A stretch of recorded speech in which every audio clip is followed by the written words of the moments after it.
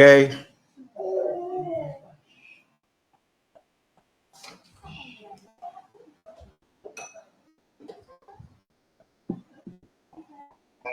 Hmm.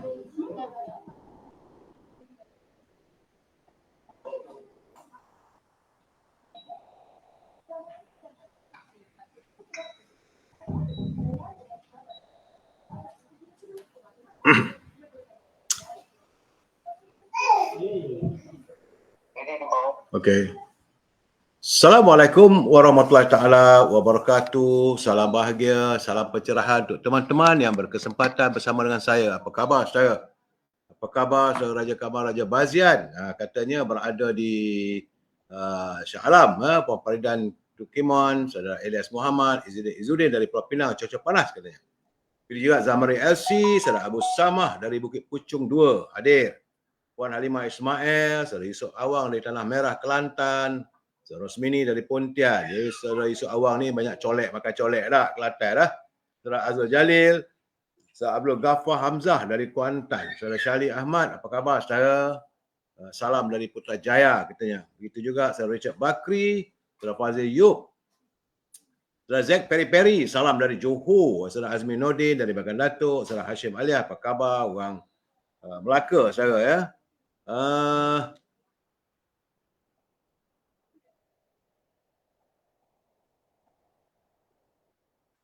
juga saudara Mazlana Ahmad Map, saudara Rosli, saudara Maruzik Yasid, saudara As 270, saudara Sarah Dila, saudara Abdul Rahim Rosso, Salia Lembang, Puan Hamidah Kamat, saudara Maruzik Yasid.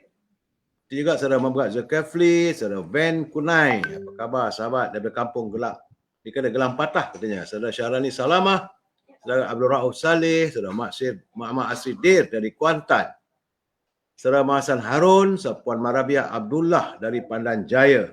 Itu juga Ayahanda 27125, saudara Alimin Matno, Rafi Kelapa Muda dan teman-teman yang tak sempat saya santuni, saya mohon maaf sebab ada pencerahan yang perlu saya laksanakan saudara ya saudara.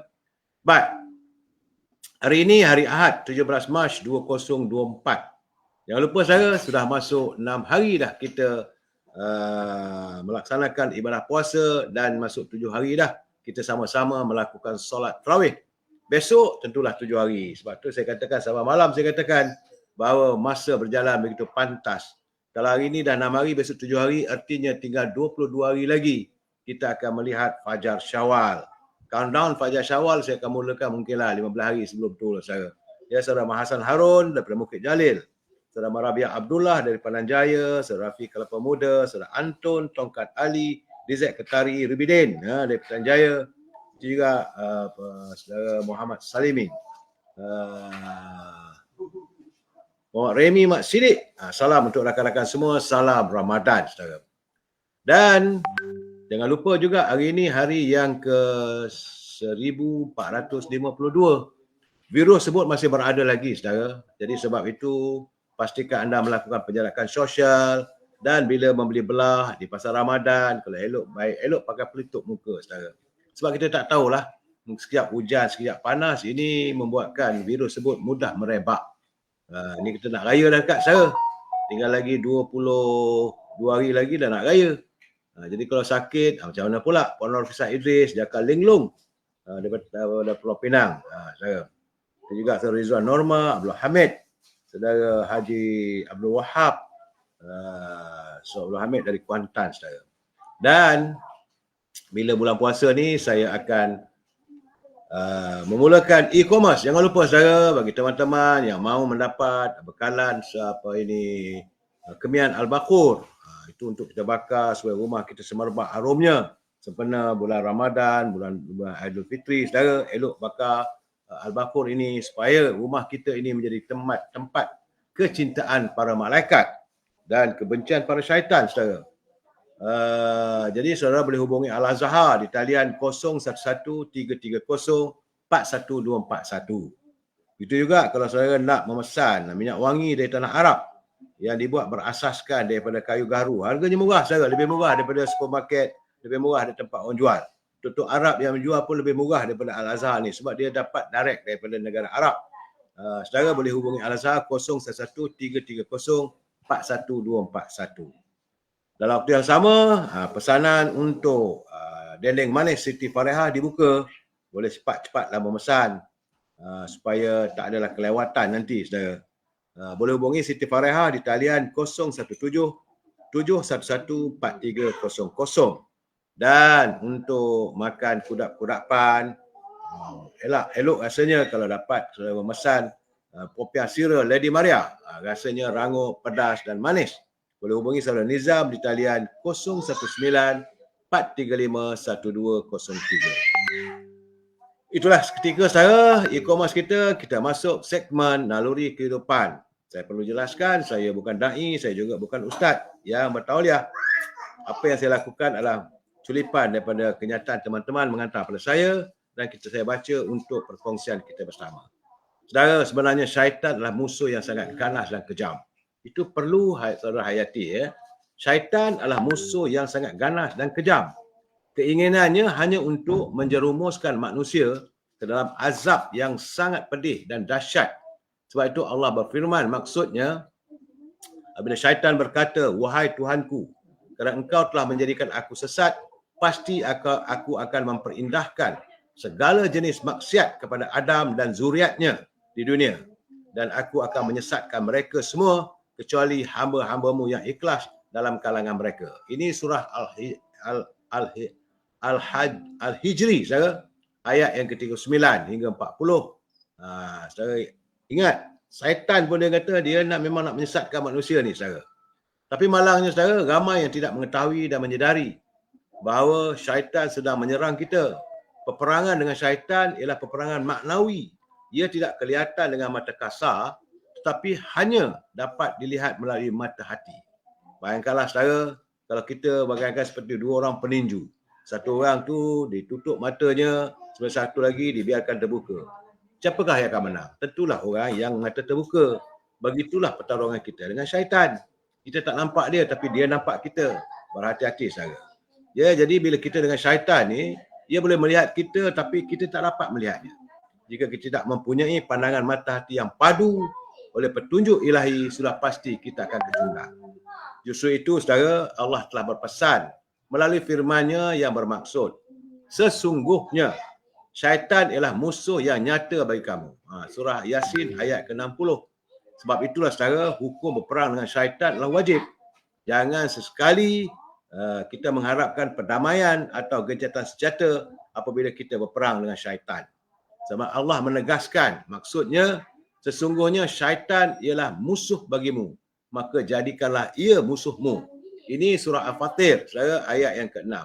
Jadi sebab itu, saudara, tidak ada alasan untuk kita berasa tentram dengan godaan, pujukan dan tipu daya syaitan. Ketahuilah bahawa syaitan adalah musuh yang tidak pernah tidur. Kitalah kadang-kadang yang lalai.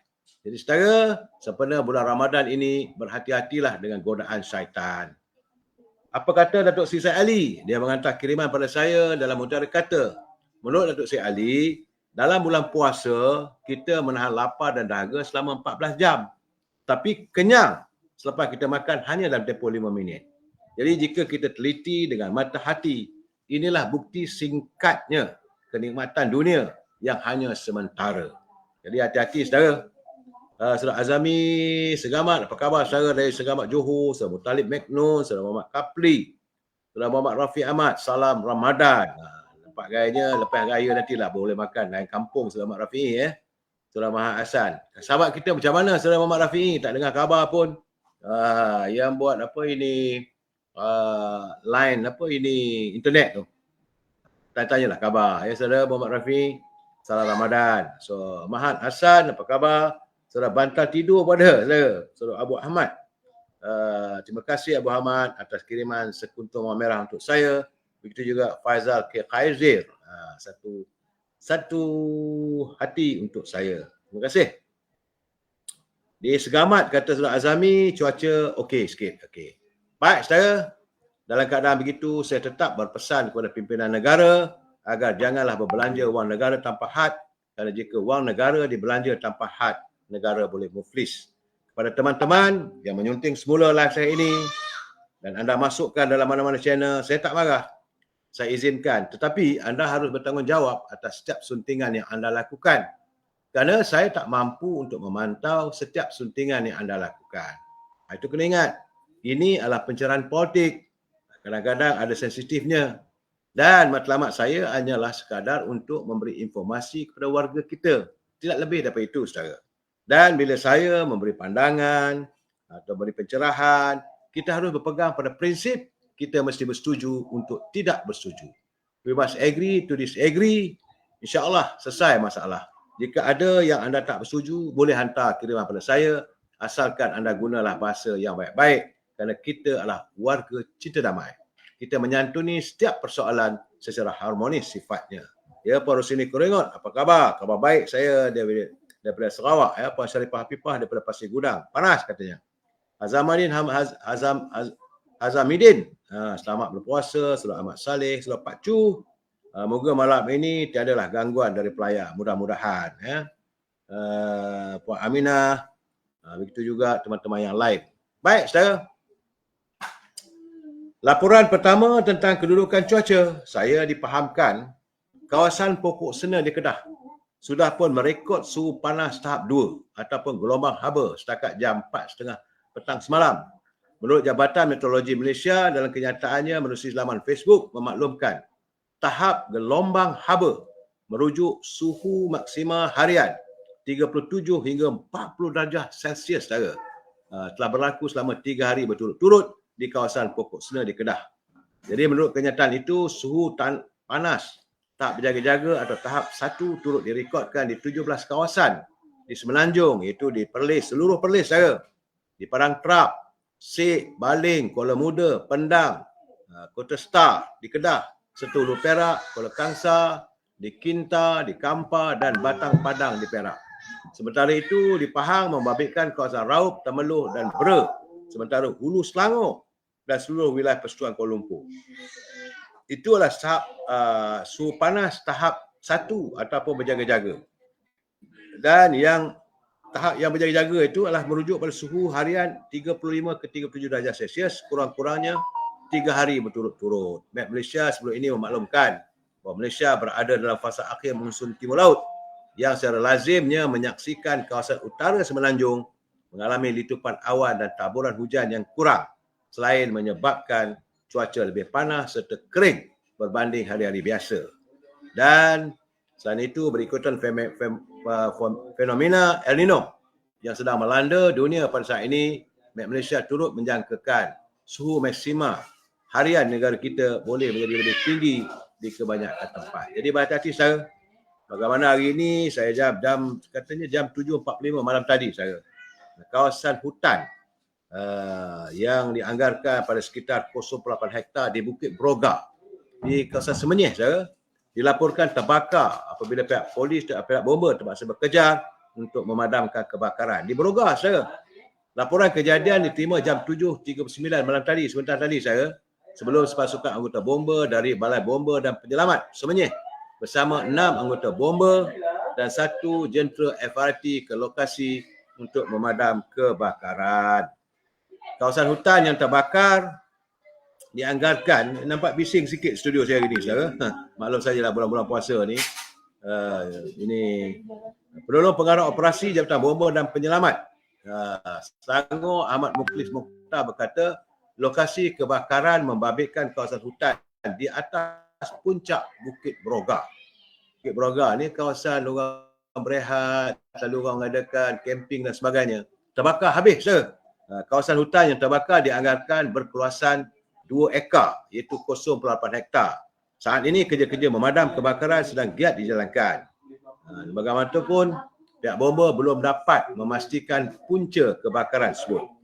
Terdahulu tular beberapa rakaman video di media sosial berhubung kebakaran yang berlaku di Bukit Broga yang terkenal sebagai satu daripada destinasi popular untuk aktiviti pendakian. Jadi bila panas begini, keadaan mudah terbakar. Hati-hati, saudara, ya. Saya juga menerima laporan bahawa saat ini Kota Raya Chiang Mai ialah merupakan kawasan tumpuan pelancong di Thailand. Tetapi saat ini ia diselubungi jerebu yang cukup teruk dan mendahului senarai bandar-bandar paling tercebar di dunia. Demikian menurut laman web pemantauan udara IQ Air, saudara. Tahap partikel udara 25 di bandar itu mencecah lebih daripada 35 kali garis panduan tahunan. Malahan kata ada beberapa web temui menyatakan bahawa pencemaran udara sangat tinggi. Saudara, malahan bekas Perdana Menteri Thailand Thaksin Shinawatra, beliau adalah merupakan pemimpin yang berasal daripada Chiang Mai. Sebab itu dia pergi melawat pasar berkenaan hari Jumaat lalu. Beliau terpaksa makan pelitup muka ketika bergambar dengan orang ramai. Tahap pencemaran yang tinggi melanda kampung halaman Thaksin di Chiang Mai pada awal tahun lalu. Tapi tahun ini nampak agaknya sekali lagi Chiang Mai menjadi antara kota raya yang terburuk di dunia, mengalami jerebu, asap tebal dan keadaan tidak sihat untuk orang datang. Saudara. Dan saya apa khabar? Line clear. Saudara Hanan Nur, Saudara Syukri Syafi'i, juga Faizal Kaizir, ya saudara. Baik, itu tentang kedudukan di Chiang Mai. Bagaimana pula kesan daripada ini banjir. Banjir yang lalu, saudara, jumlah kerugian akibat banjir di seluruh negara pada musim tengkujuh yang lalu dianggarkan kerugiannya mencecah hampir 1 bilion ringgit. Demikian menurut Yang Amat Berhormat Timbalan Perdana Menteri dan Sri Zahid Hamidi yang juga selaku pengurusi Agensi Pengurusan Bencana Negara NADMA. Jadi katanya setakat ini pihak NADMA menganggarkan kerosakan keseluruhan mungkin mencecah 1 bilion. Itu kenyataan beliau sewaktu beliau menyantuni Majlis Santunan Kasih Ramadan Kementerian Kementerian Desa dan Wilayah di Masjid Sultan Mahmud di Bandar Al-Muqtafil Bila Shah di Terengganu, saudara. Menurut Datuk Zahid Hamidi, selaku Menteri Kemajuan Desa dan Wilayah, jumlah kerugian termasuk kerosakan infrastruktur seperti jalan raya yang masih lagi sedang diperbaiki oleh Jabatan Kerja Raya dan luar bandar oleh KKW, saudara. Bantuan membalik pulih rumah, yang terjejas dan pengagihan bantuan kepada mangsa banjir telah pun disalurkan melalui DAMA melalui pihak berjawatan kuasa pengurusan bencana di peringkat negeri serta daerah, katanya. Bagaimanapun, selaku pengurusi NADMA, Datuk Zahid menzahirkan rasa yang amat kecewa kerana berlaku pengagihan bantuan yang tidak sama rata di beberapa negeri tertentu pada musim banjir tahun lalu. Jadi situasi tersebut katanya adalah disebabkan berlakunya perbezaan warna politik. Ini menyaksikan individu yang layak dan sepatutnya menerima bantuan tidak disenaraikan. Jadi beliau merasakan sesuatu yang harus dielakkan adalah jangan ada pilih kasih kerana kita tidak mahu mewujudkan kesamarataan yang tidak adil kepada semua bangsa. Jadi sebab itu jangan adanya disebabkan oleh pahaman perbezaan politik, maka orang ni boleh dapat, orang tak dapat, sedangkan semua jumlah bantuan itu datang daripada kerajaan pusat. Malahan kata Zahid, dia kata masa kempen dulu, kerajaan negeri tersebut berjanji untuk tidak memilih warna politik dalam menyalurkan bantuan bencana kepada rakyat. Tapi apa yang berlaku bila kerajaan pusat menghantar derma, wang tersebut diagihkan hanya kepada orang-orang tertentu. Di sinilah saya merasakan berlaku ketidakadilan. Ya, saudara, janganlah begitu sebab rakyat begitu terkesan. Siapa yang nakkan bencana ini, saudara? Saya rasa tak sepatutnya lah pengamal-pengamal politik melakukan tindakan memilih kasih.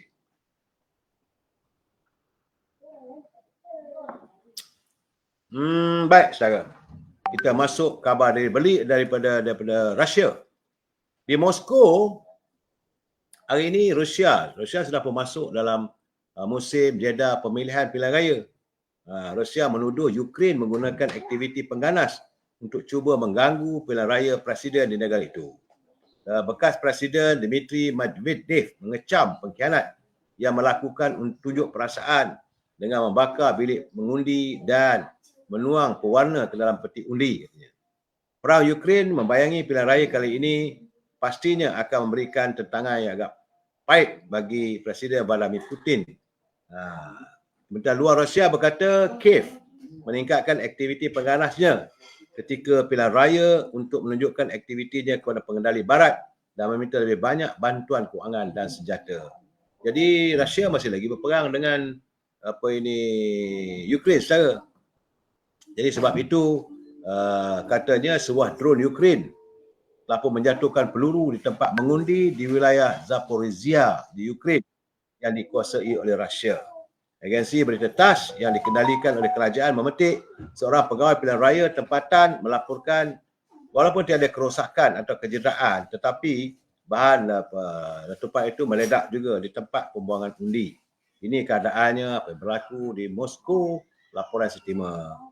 Bagaimanapun, seorang pegawai pekanan peliskar Ukraine berkata kumpulan bersenjata yang disifatkan sebagai orang Rusia yang menentang Kremlin telah pun mengubah wilayah itu menjadi zon aktif tempur. Sama-sama kita tunggu besok lah, saya rasa mungkin baru kita dapat mengetahui siapa yang akan menjadi presiden sebab Vladimir Putin menghadapi tekanan daripada 3 pencabarnya saudara. Di India pula saudara, India akan mula mengundi secara berperingkat pada 19 April ini untuk memilih parlimen baru.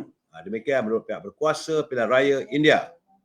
Pilihan itu mempertemukan pemimpin berkuasa selama 2 penggal Perdana Menteri Narendra Modi dan sekutu serantaunya dengan pakatan yang bertelagah dianggotai kira-kira 24 parti pembangkang dengan tinjauan menjangkakan kabarnya kemenangan agak selesa bagi Parti Nasionalis Hindu Bharatiya Janata BJP pimpinan Modi.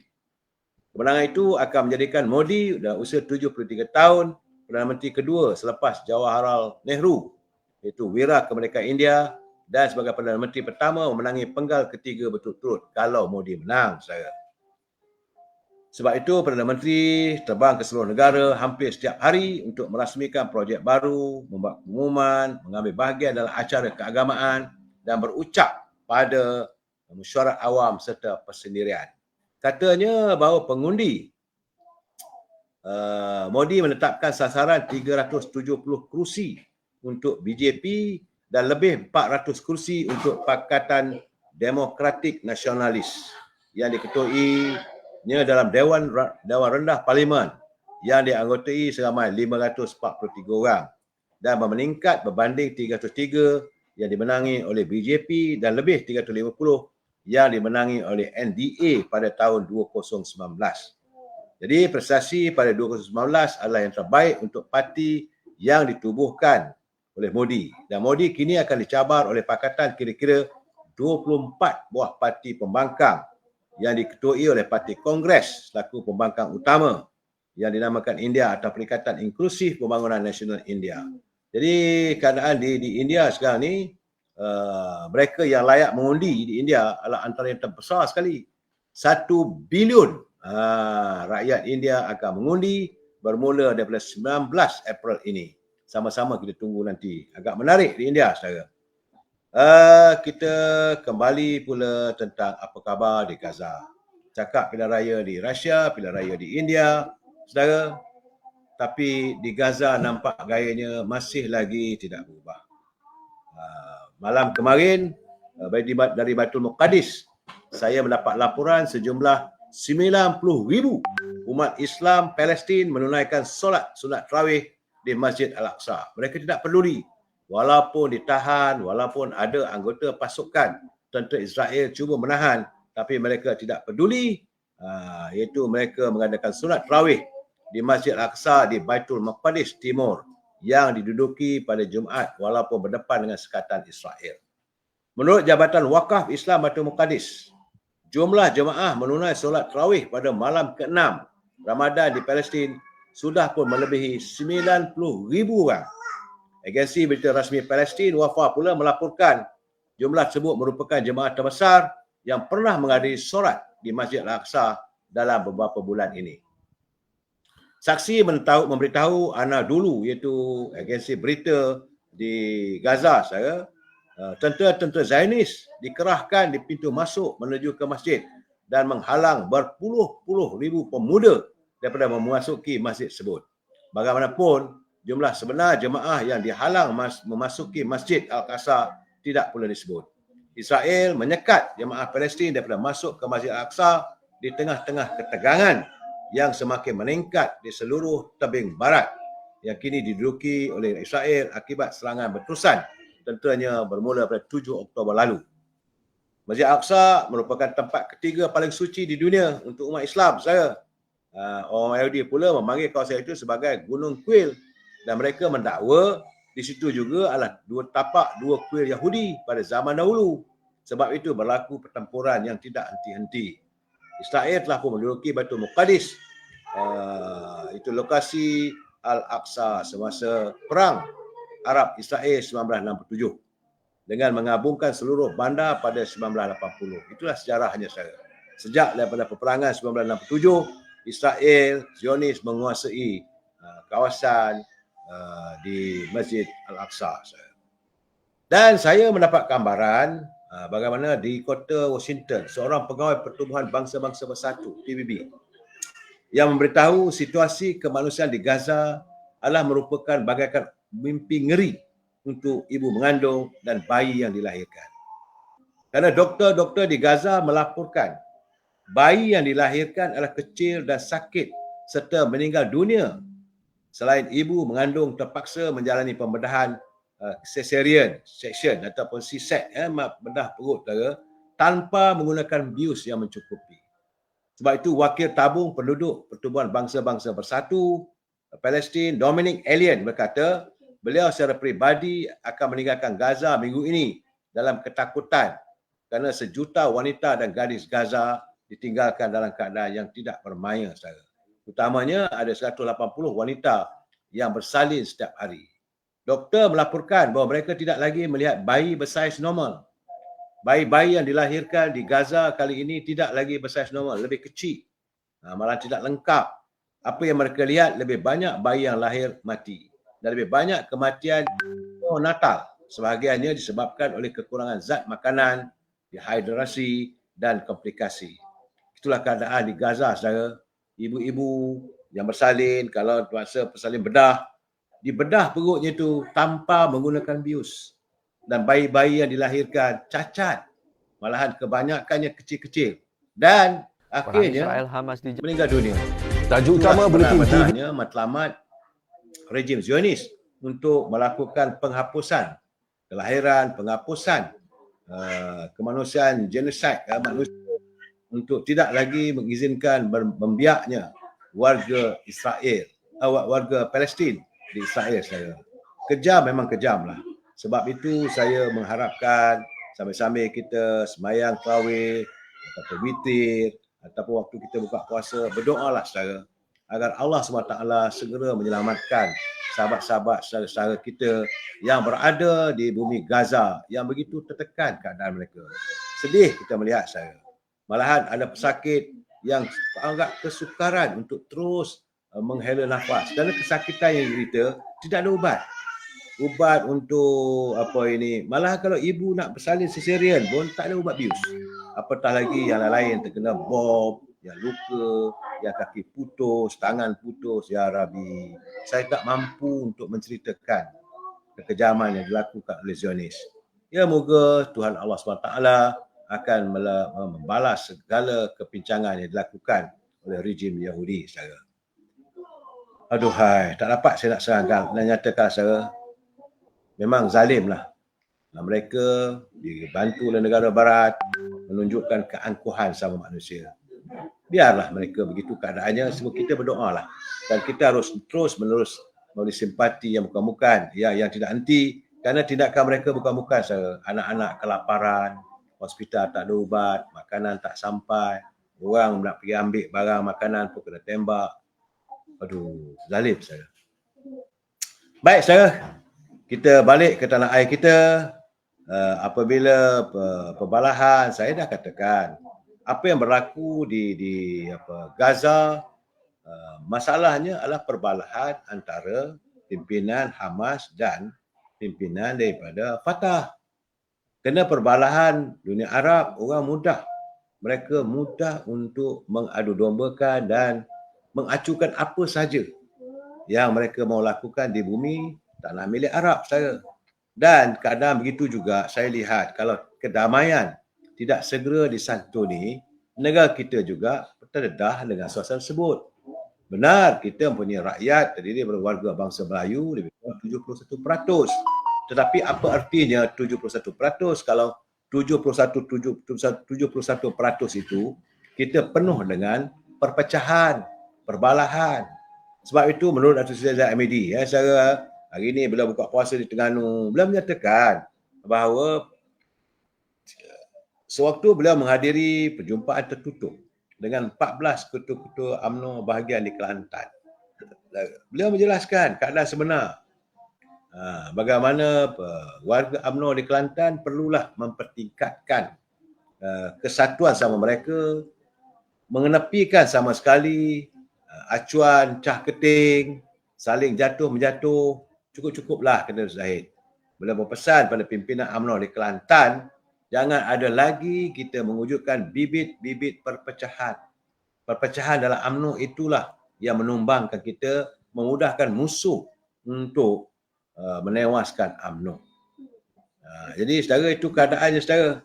Dan saudara, baik, sedikit berita, saya mendapat berita bahawa kabarnya Lembaga Kemajuan Ikan Malaysia, tiba-tiba masuk berita ini, Lembaga Kemajuan Ikan Malaysia memberi jaminan bahawa bekalan ikan adalah terkawal pada bulan Ramadan dan Aidilfitri. Menurut Lembaga Kemajuan Ikan Malaysia, mereka memberi jaminan harga ikan di seluruh negara secara keseluruhannya masih terkawal dan bekalan juga mencukupi sepanjang Ramadan dan Aidilfitri nanti. Selaku pengurusi Lembaga Kemajuan Ikan Malaysia, Saudara Muhammad Faiz Fadil berkata, ketika ini berlaku lambakan pelbagai spesies ikan selepas musim monsun timur laut berakhir.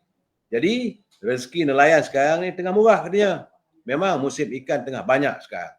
LKM juga menyediakan stok simpanan ikan sejuk beku menerusi keadaan Q-Fish yang dijual pada harga yang sangat berpatutan, katanya.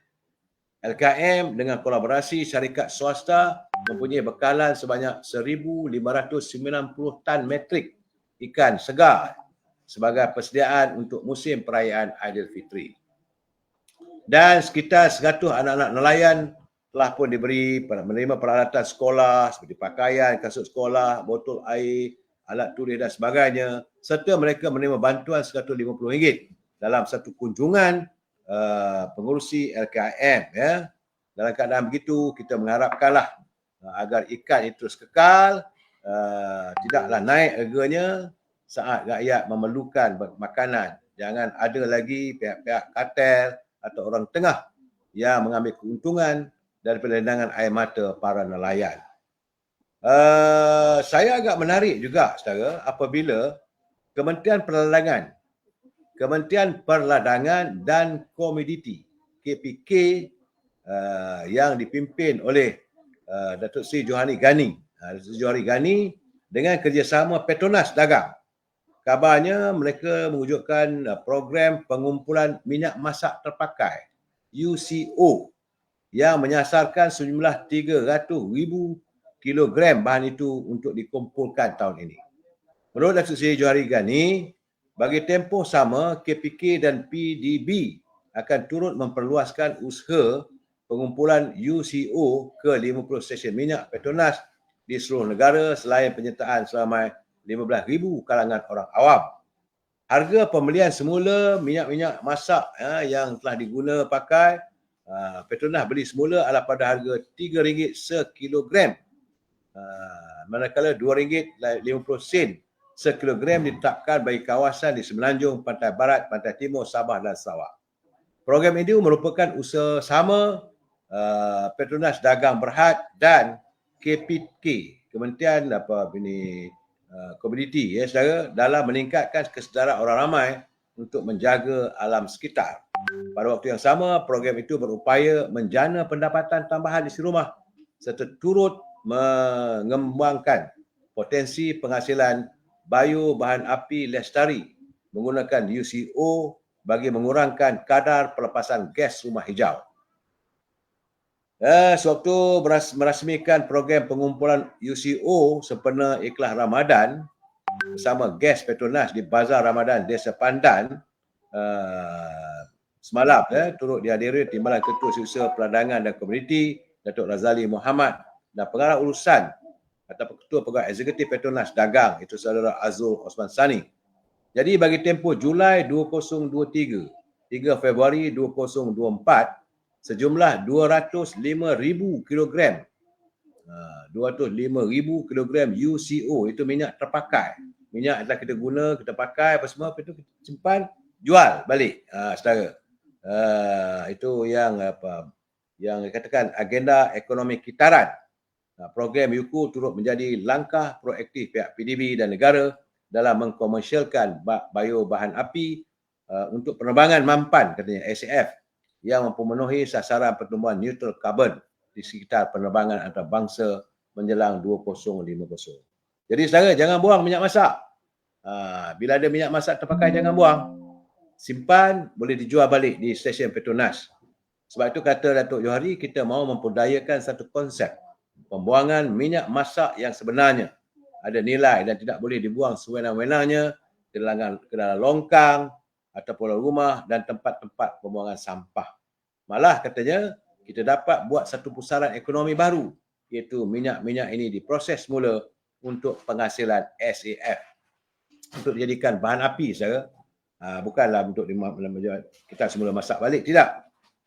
Johari berkata program pengumpulan UCO tidak hanya di stesen minyak Petronas, tetapi turut melibatkan bazar Ramadan pun ada yang terpilih, seperti di Desa Pandan, Kuala Lumpur, serta kawasan-kawasan di Selangor seperti USJ 4, Bandar Kinara, Puchong Prima dan Puncak Jalil PUJ 3. Secara kalau ada minyak-minyak yang dah terpakai, kumpul elok, pergi jual balik. Bayangkanlah 1 kilogram harganya sampai RM2.50. Boleh menjana pendapatan pula. Itulah saya kata sebagai menteri mesti ada inovatifnya. Saya nampak banyak kawan-kawan bertanya dengan saya dan ramai juga mereka menyatakan kalau menteri datang daripada UMNO, banyak idea-idea kreatif, banyak pelaksanaan yang dilakukan yang menyenangkan rakyat, kata mereka lah. Dan ini sebagai bukti naib Presiden UMNO, Datuk Johari Ghani, beliau melakukan usaha untuk menambah pendapatan dan waktu yang sama, bahan yang sedia ada tidak terbuang begitu saja. Bagaimanapun, menurut Datuk Zaid Hamidi pula, kerajaan bakal mengumumkan beberapa pendekatan baru yang akan memberi manfaat kepada warga Lembaga Kemajuan Tanah Persekutuan, itu warga Felda. Katanya minggu depan, selaku Timbalan Perdana Menteri, beliau menyatakan ada pengumuman yang agak melegakan warga Felda minggu depan. Saya, selaku Menteri Kemajuan Desa dan Wilayah, beliau berazam untuk melaksanakan perubahan segera kepada Felda, terutama dalam soal pendapatan bersih agar mereka dapat keluar daripada kelompok miskin tegar. Jadi mengulas prestasi merosotnya Felda sebagaimana dilaporkan dalam laporan Ketua Audit Negara 2022, Datuk Seri Zaid Hamidi berkata, tanggungjawab memulihkan agensi persekutuan itu akan dilihat dalam aspek peneroka dan syarikat di bawah Felda.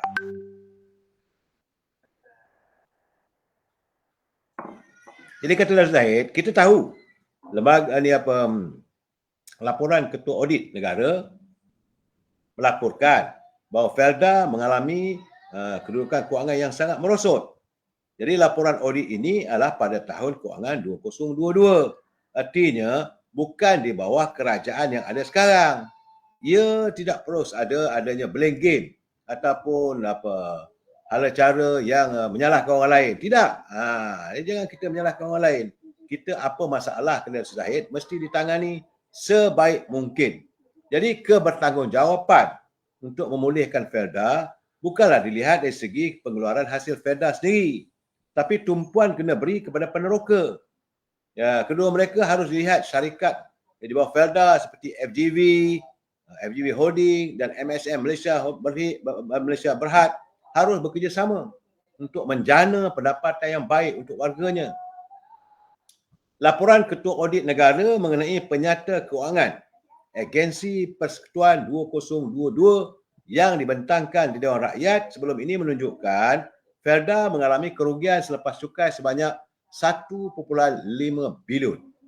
Jadi mengenai ekonomi kitaran dalam Felda, Timbalan Perdana Menteri berkata konsep itu adalah aspek baru yang perlu dipromosi dan pengerusi Felda dan Datuk Seri Ahmad Syabri Cik telah pun membentangkannya pada Kongres Ekonomi baru lalu. Jadi artinya, kata Datuk Zahid Hamidi, apa saja yang dijadikan sumber asas Felda harus digunakan dan bukan dibuang begitu saja. Ini adalah sumber yang boleh melahirkan satu pendapatan baru. Satu pendekatan baru yang sedang dilaksanakan oleh pengurusi Felda dan diharap dapat didukung oleh pengurusan tertinggi Felda. Dan itu katanya kerajaan perlu memikirkan satu kaedah untuk menggalakkan industri ke Felda supaya generasi baru tidak berhijrah keluar dan berlakunya urbanisasi. Jadi kerajaan sedang berusaha untuk mewujudkan di setiap kawasan Felda itu adanya industri-industri tertentu yang boleh anggotai ataupun di tempat jadikan tempat mata pencari dan menjadi tempat mata pencarian warga Felda. Tak perlulah mereka keluar dari kawasan Felda. Itu harapan kerajaan agar Felda dapat berperanan sebagaimana yang diharapkan. Saudara, itu di Felda. Tapi salah satu agak menarik, saudara. Jadi hari ini laporan saya dari sana sini, lompat sana, lompat sini. Jangan marah, saudara. Ini catatan orang puasa. Dia tak ada susunan teratur 1, 2, 3, 4. Ini tentang Bazar Ramadan. Saya akan berusaha setiap hari untuk memberi pencerahan tentang kedudukan Bazar Ramadan. Sama ada harga barang mahal ataupun yang murah dan sebagainya. Tapi satu benda yang agak menarik, saudara, itu di Ipoh. Semalam juga di Ipoh. Nampak agaknya Ipoh punya Bazar Ramadan ni macam-macam ada, saudara. Bazar Ramadan Stadium Perak. Kabarnya ada satu resipi yang hebat, iaitu resipinya ialah arnab terbang. Dia pada mulanya pengusaha ini tidak menyangkakan bahawa menu dinamakan arnab terbang terbakar itu boleh mendapat permintaan begitu tinggi. Jadi asalnya dia ingatkan nak tolong kawan dia yang mengusahakan peternakan arnab. Kerana perniagaan arnab pedaging menjalankan di Berang, asalnya di Berang, Selangor, kurang mendapat permintaan. Jadi dia berusaha membantu untuk mewujudkan satu dagang iaitu arnab yang disalai, saudara. Jadi alhamdulillah permintaannya cukup menggalakkan dan untuk tahun lalu saja katanya dia berjaya menjual sejumlah 10,000 ekor arnab bakar. Anak bakar di bazar pada pelanggannya bukan hanya dari kalangan orang Melayu, warga keturunan Cina juga datang membeli. Tahun ini dia perlu menyediakan sekurang-kurangnya 200 ekor arnab setiap hari. Kalau 200 ekor sehari, 10 hari 2,000. Kalau 20 hari 4,000. Dia perlu menyediakan sekurang-kurangnya 200 ekor arnab sehari bagi memenuhi permintaan para pelanggan. Dan harga ditawarkan bermula antara RM15 hingga RM65 bergantung pada saiz atau bahagian yang dipilih oleh pelanggan katanya. Untuk RM15 kita jual suku bahagian. Kalau RM35 untuk separuh bahagian dan RM65 untuk seekor arnab. Setiap hidangan yang dijual turut disediakan air asam ataupun sos lada hitam sebagai pencicah. Manakala nasi kukus pula diberikan secara percuma katanya. Rupanya arnab terbang ni, saudara, arnab bakar terbang ni didatangkan sekali dengan nasi. Dan menurut saudara Nizam, proses penyediaan jodoh itu, kata Syarul, arnab berkenan akan disalai terlebih dahulu sebelum dipanggang bagi memastikan isinya masak dan memperoleh tekstur daging yang lembut serta sedap dimakan. Untuk proses salai, kita ambil masa lebih sejam. Dan ini penting katanya bagi memastikan daging arnab itu tidak hangus. Kemudian kita akan panggang selama 10 minit untuk memberi rasa garing pada bahagian kulit luar arnab. Jadi katanya sebenarnya daging arnab tidak memiliki lemak dan ia mengandungi protein yang tinggi.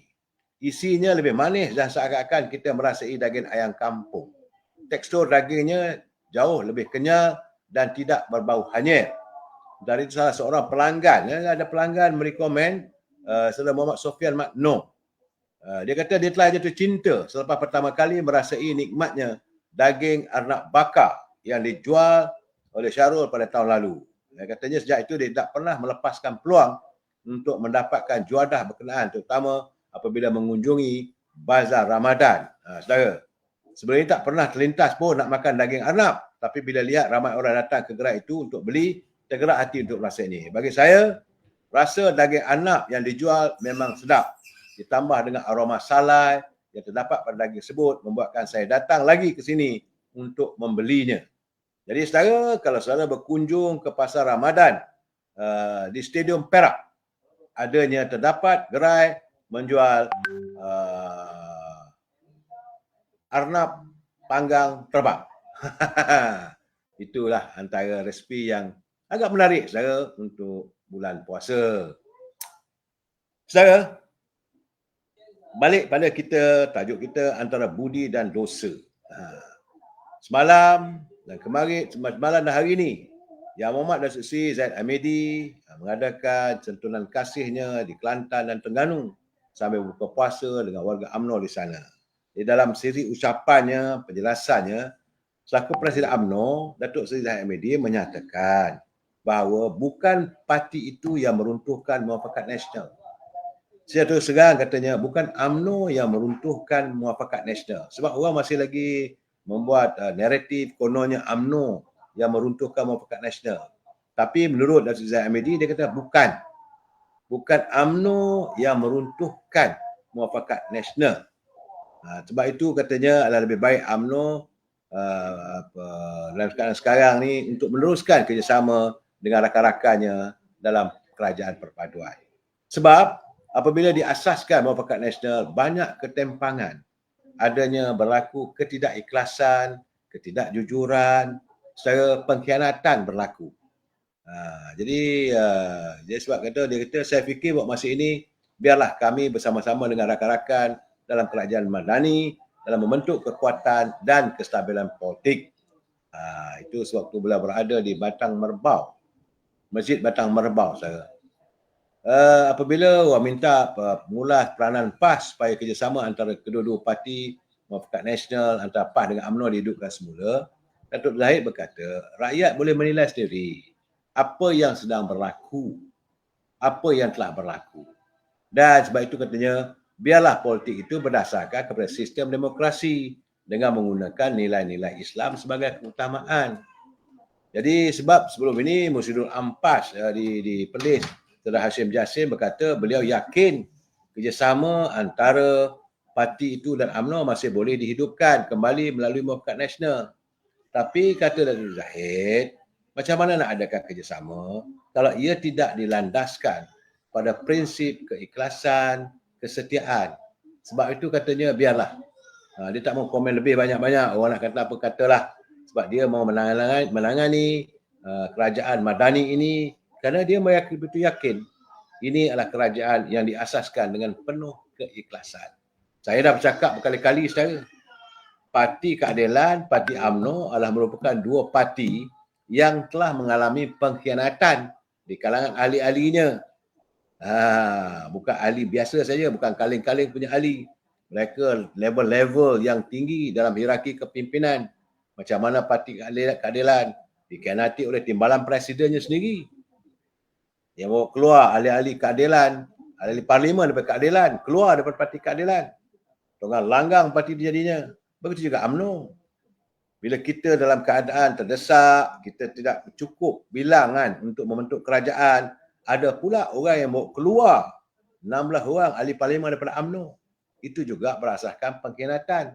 Jadi mereka berkhianat pada UMNO. Jadi macam mana kita mau menyantuni Muafakat Nasional balik? Apabila mereka iaitu pimpinan daripada PAS sanggup bersekongkol dengan orang yang khianat. Para pengkhianat daripada keadilan, pengkhianat daripada UMNO, itulah sekarang ini sedang ditangani oleh PAS. Itulah rakan mereka. Jadi apakah, bila orang tanya pada Datuk Zahid Hamidi, apakah boleh diwujudkan semula Muafakat Nasional? Saya mengatakan satu benda yang sukar. Saya yakin Datuk Zahid Hamidi juga mengatakan sukar.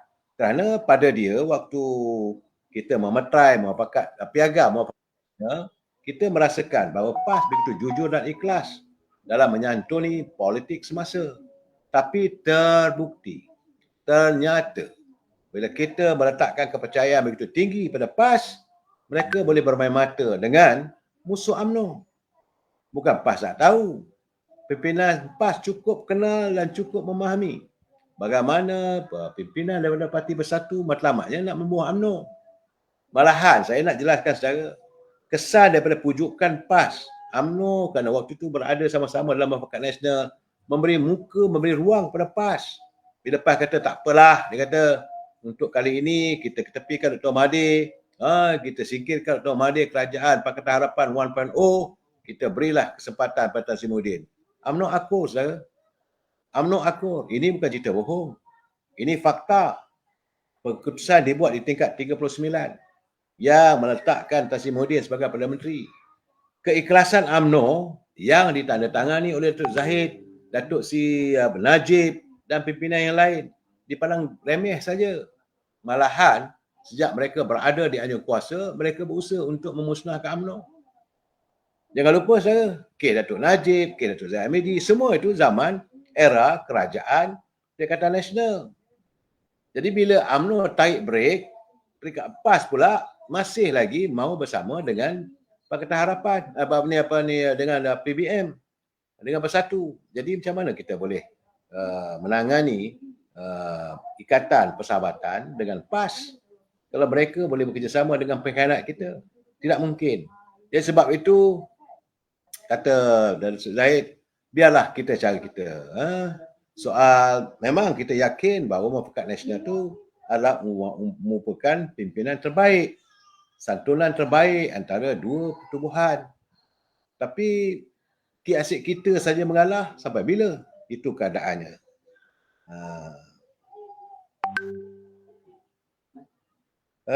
Mak Rajab Badruddin walaupun sama Islam, tapi tak sealiran, malah bertentangan. Dan Saudara Mat Sepana dia kata UMNO harus terus mara untuk rakyat Malaysia. Jadi kita harus bersetuju dengan pendirian yang diambil oleh Presiden UMNO. Cukup-cukuplah, saudara.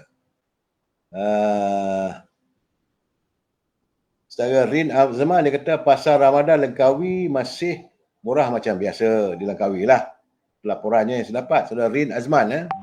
Jadi kalau teman-teman yang ada kesempatan bertandang ke pasar Ramadan, boleh juga hantar kiriman pada saya, sebab saya pun nak tahu juga bagaimana kedudukan pasar Ramadan tempat anda.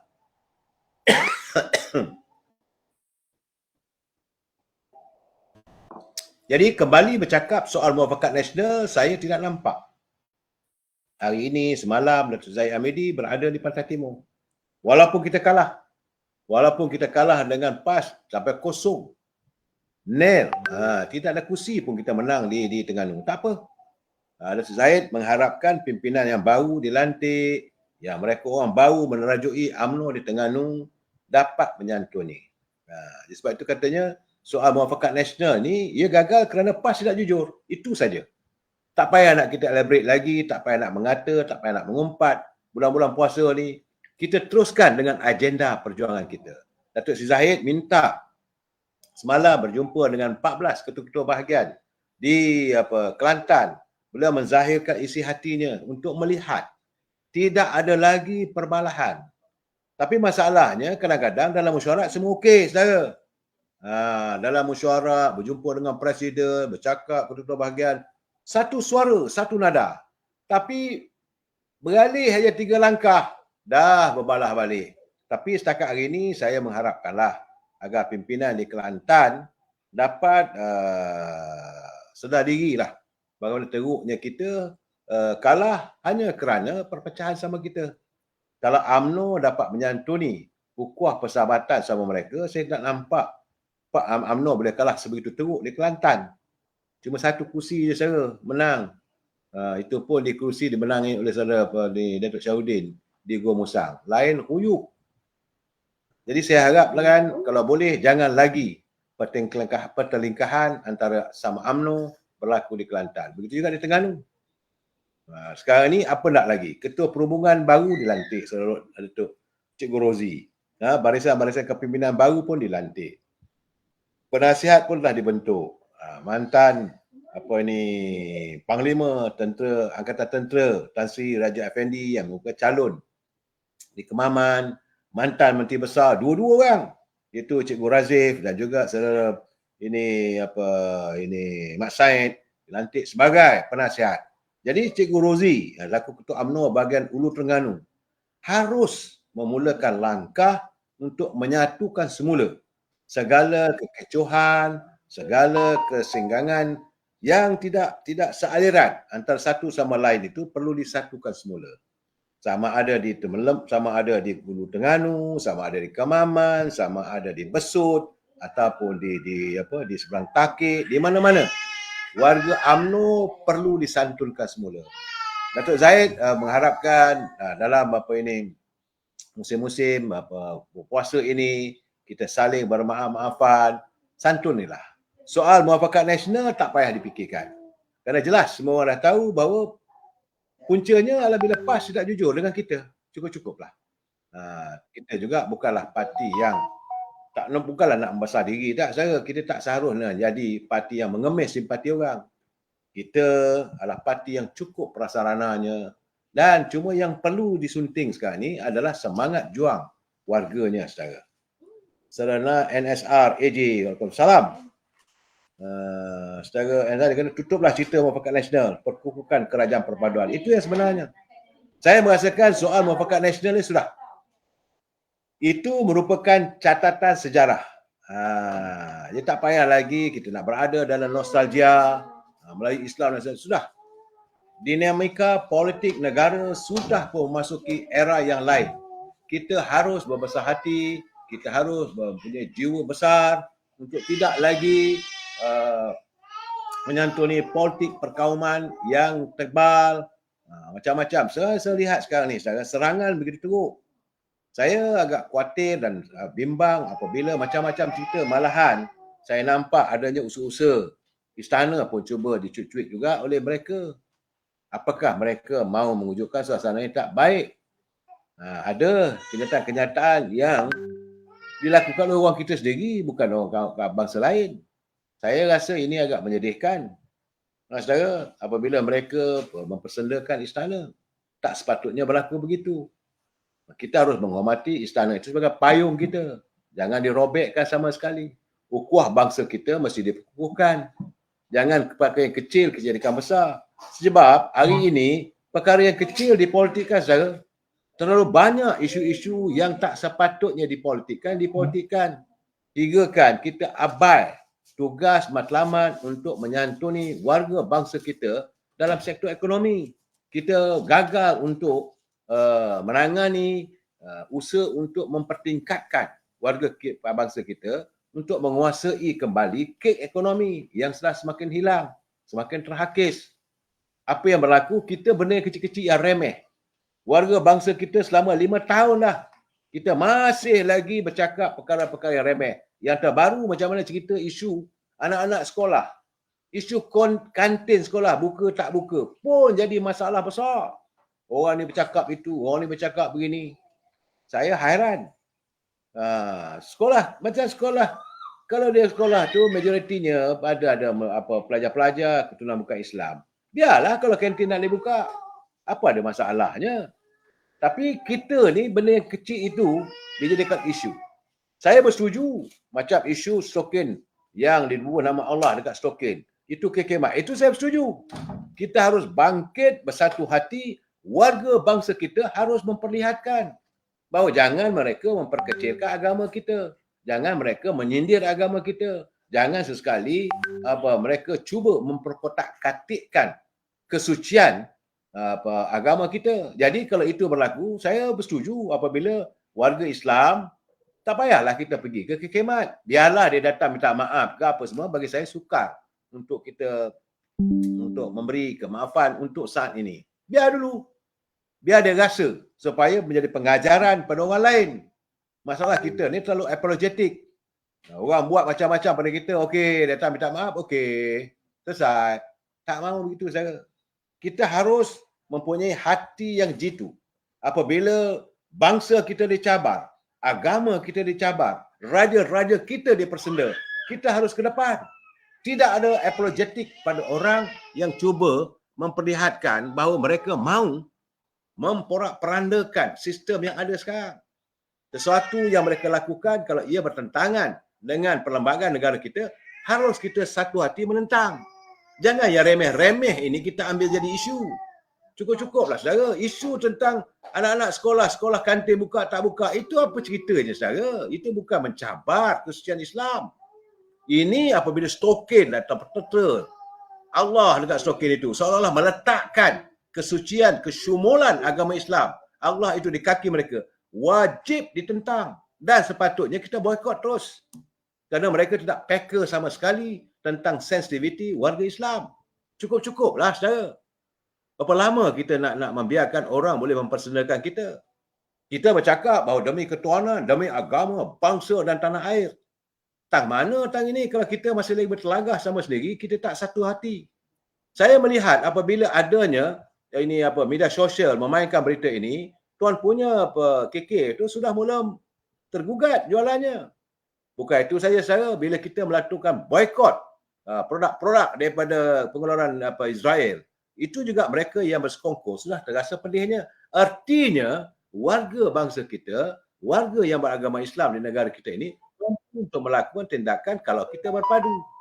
Tapi kalau kita saling mengkhianati antara satu sama lain, oranglah akan mengadu dombakan kita. Saya mengharapkan kehadiran bulan mulia ini ada kesedaran di hati warga kita untuk tidak lagi bertoleransi kepada mereka yang cuba menghina raja-raja kita, menghina agama kita, menghina bangsa kita dan merobekkan usaha dalam kita untuk mewujudkan Kongres Ekonomi Bumi Putra yang baru kita meterai dengan 82 resolusi. Kita wajib melihat semua ini terlaksana agar warga bangsa kita dapatlah duduk sama rendah, berdiri sama tinggi dengan semua warga yang ada negara kita ini.